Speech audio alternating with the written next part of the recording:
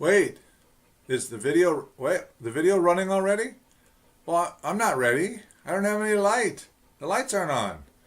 All I've got is the light from my stupid cell phone. Oh, um, well, here's the reading for this coming Sunday, November 9th. It's from Matthew 25. Matthew 25, verses 1 through 13. Jesus said, "Then the kingdom of heaven will be like this. 10 bridesmaids took their lamps and went to meet the bridegroom. 5 of them were foolish, and 5 were wise.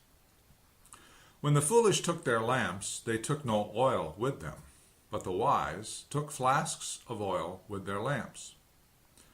As the bridegroom was delayed, all of them became drowsy and slept. But at midnight there was a shout, 'Look, here is the bridegroom. Come out to meet him.' Then all those bridesmaids got up and trimmed their lamps. The foolish said to the wise, 'Give us some of your oil, for our lamps are going out.' But the wise replied, 'No, there will not be enough for you and for us. You had better go to the dealers and buy some for yourselves.' And while they went to buy it, the bridegroom came. And those who were ready went with him into the wedding banquet, and the door was shut.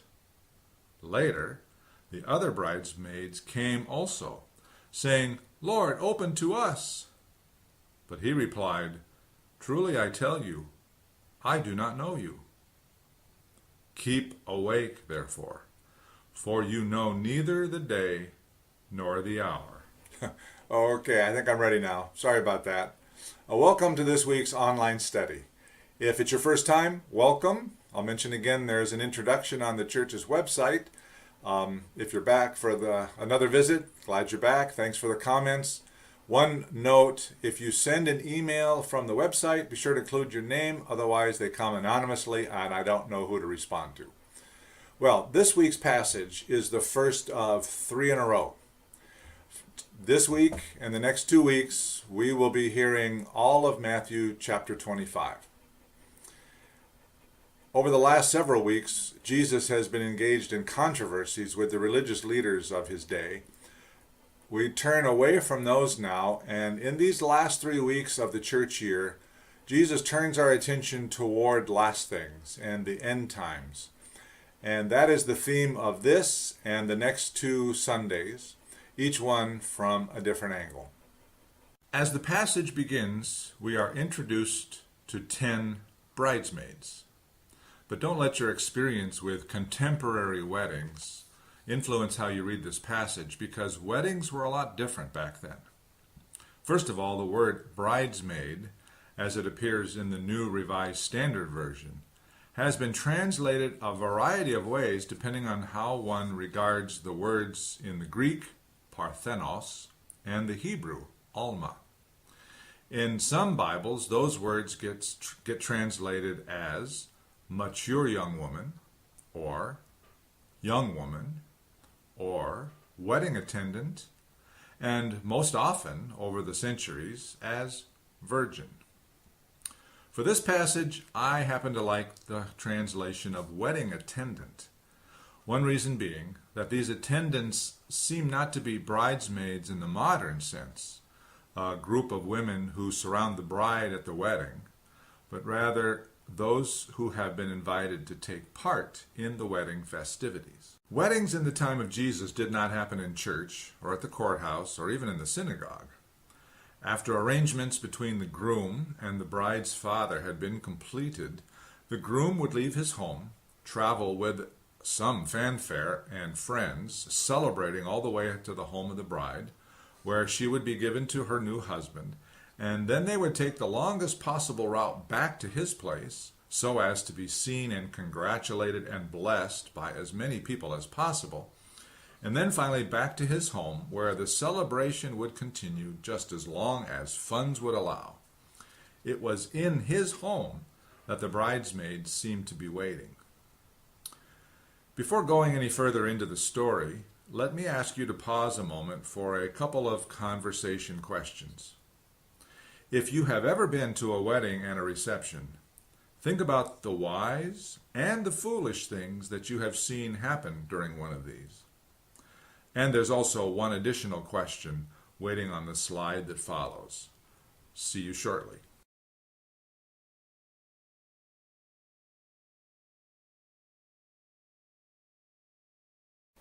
Welcome back.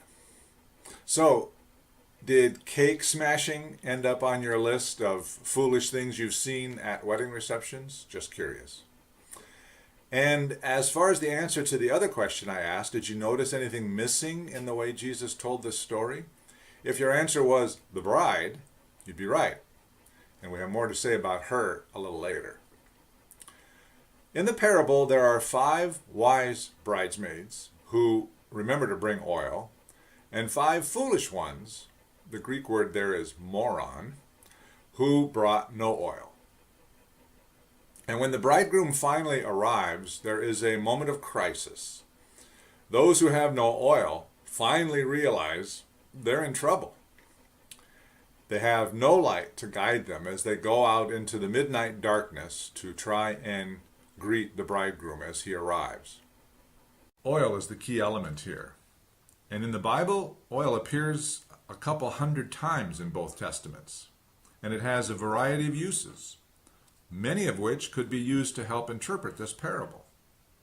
Oil almost always means olive oil of different kinds, and it was used in food preparation, for cosmetic purposes. It was mixed in with offerings. It was used for anointing kings and priests and messiahs. It was a sign of being set aside by God. It was a symbol of the presence of the Holy Spirit. Oil was a healing agent. Oil was a sign of blessing, and it was connected with refreshment and pleasure and gladness. But here, it is used as a fuel in lamps. 5 of the bridesmaids had oil for their lamps. They were able to shine. Speaking of shining, when Jesus commissioned you as one of his ministers, he gave you a job symbolized by the candle that may have been presented to you at your baptism. And with the candle came the words, "Let your light shine before others, that they see your good works and give glory to your Father in heaven."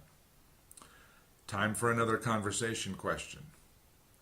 If we are to shine in the world, if we are to shine like an oil lamp, what is the fuel that makes us shine?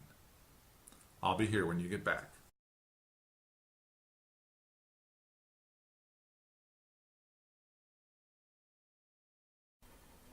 Unless your answer to that question was Duracell batteries or Wheaties, your answer will probably be something of the things of faith and will probably fit as we describe what makes the wise bridesmaids truly wise. Let's consider the contrast between the wise bridesmaids and the foolish ones. When that moment of truth comes and the foolish ones realize they have no oil, they seek to borrow some from the wise ones. Now, in answer to the question, what is the fuel that makes us shine? My answer to that question is faith.